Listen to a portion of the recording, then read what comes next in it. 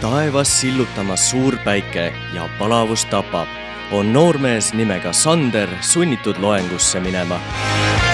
Autokooli loengusse. Teel sinna kohtab ta juhuslikult oma sõbrannasid. Põgusa jutuajamise sees räägib Sander, et tal on kiire, kuna ta on sunnitud autokooli minema. Katile ja Ingridile pakub see palju nalja, sest kes siis päikse, kuumas ja palavusega klassiruumis õpib. Sander ei mõista neiusid. Õppida saab ju ainult klassiruumis. Kuid kas ikka saab, vastavad neiud ja räägivad Sandrile, et nende loengu klassiruumiks on nagu eilegi mõnus välikohvik. Kuna Sandri loeng hakkab kindlal ajal ja hilineda ei tohi, peab noormees jooksma.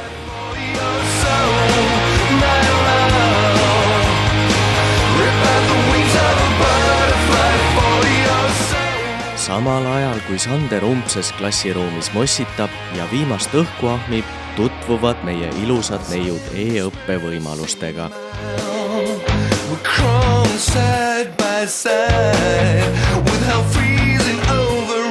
Kui õhtu kätte jõudnud, otsustavad neiud Sandrile helistada, et kuulda muljeid jutumärkides lõbusast pärastlõunast. Kui noormees nüüd neiudega kokku saanud, tõdevad neiud, et Sander on kuidagi väsinud ja et ta peaks autokooli vahetama. Küsimuse peale, mis asi see e-õpe on, rääkisid neiud Sandrile, et vabas õhus saab läbida nii mootorratturi, sõiduautojuhi, mopeedi ja esmaabi koolitusi. Neiud teavad rääkida, et nende autokoolil on üle 50 uue ja kergesti kasutatava Toyota üle kogu Eesti. Nüüd, kui Sandris huvi tekkinud, räägivad neiud talle, kui lai koolitusvõrk OÜ autosõidul on.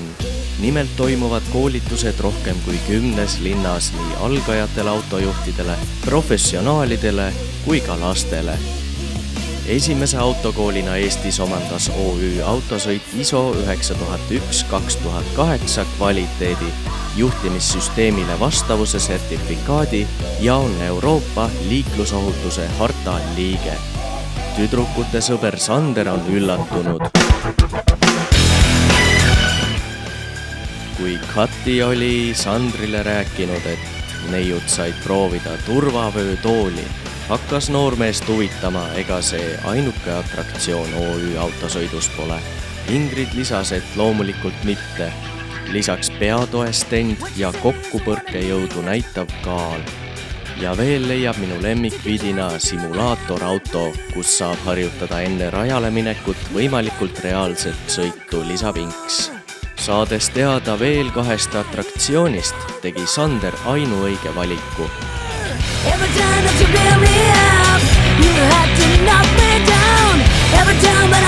Pöörlevas autos saab kogeda olukorda, kus auto on üle katuse paiskunud, kuidas ennast õnnetuse ajal hoida ning mismoodi tagurpidi autost välja saada. Nüüd on neiud vaata et rohkemgi üllatunud kui Sander. Keset päikselist palavat päeva on võimalik sõita libeda rajal. Neiud küsivad Sandrilt, kas sa nüüd usud. Sander vastab nüüd, ma tean, OÜ autosõit pole kohustus, vaid lõbu. OÜ autosõit. Lõbu, mitte kohustus.